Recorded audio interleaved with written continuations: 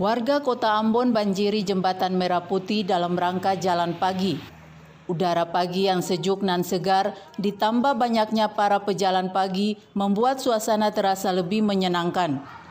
Pemandangan seperti ini selalu terlihat pada setiap minggu pagi akhir pekan. Jalan pagi di atas jembatan yang berada di Teluk Ambon yang menghubungkan Desa Galala dan Desa Poka ini menjadi tren tersendiri.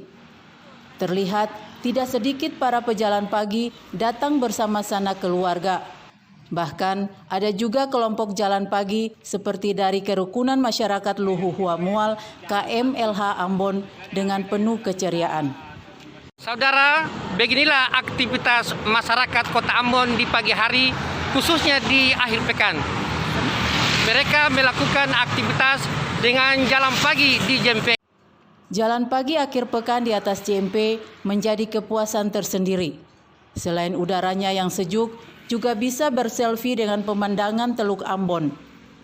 Bagi warga kota yang belum sempat jalan pagi di atas JMP ini, Anda bisa datang pada minggu pagi, pekan mendatang, guna tetap menjaga kebugaran di musim pandemi COVID-19. Sahlan Helut melaporkan.